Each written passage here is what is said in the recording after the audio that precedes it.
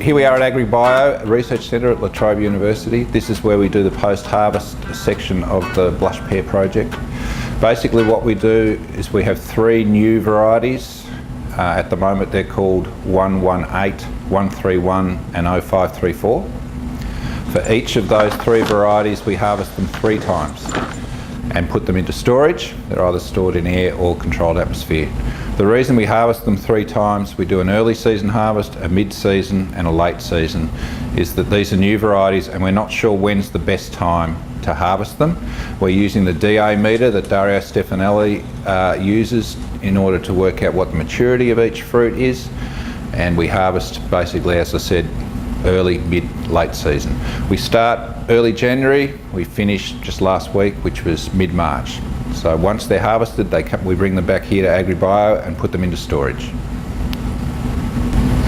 Once the fruit are harvested, these being pear fruit, they're grown in the Goulburn Valley, we bring them back down here to Bundoora and we prepare them for storage. First thing we do is we dip them in a fungicide just to make sure that we're minimising fungal rots during storage. Pears, like apples, store very well. They can be stored at cool temperatures for up to 10 months, usually without too much trouble.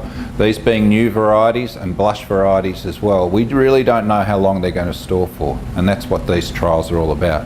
Once they come back, we've dipped them, we dry them, we allocate the fruit to either air storage or controlled atmosphere. The controlled atmosphere that we've chosen has been based on the literature, and it's basically 1.5% oxygen, 1.5% CO2. They're put in the tubs, as you've seen in the photos, at 0.5 degrees centigrade, and then we get them out anywhere between 4 weeks and 9 months after they've gone in, and we assess them for quality. The most important thing in storing pears or any fruit is to make sure quality is maintained during storage. So we do a number of quality assessments before storage and after storage to compare to see how the fruit's going. What we basically do is have a look at the skin colour, whether the skin colour's changed during storage. Background colour in particular can go from green to yellow in storage, and we use the DA meter and the chromometer to check that. We also look at firmness to see whether the fruit's softened at all during storage. We use the penetrometer to do that. We look at sugars. Sugars can change quite dramatically during storage to make the fruit sweeter. So we check that using the refractometer to check Brix. We also look at percentage of blush in the fruit. That doesn't normally change during storage, but we have to be sure that it does. We look at acidity and also, most importantly, juiciness. Because these fruit, one of the problems you can get with fruit in long-term storage is they go dry, and the market will not tolerate that. So as I said, we do that before storage and after storage, and with all those parameters we can find out just how quality changes during storage. Controlled atmosphere storage has been known for many years now. In fact, it was developed in Australia at Knoxfield.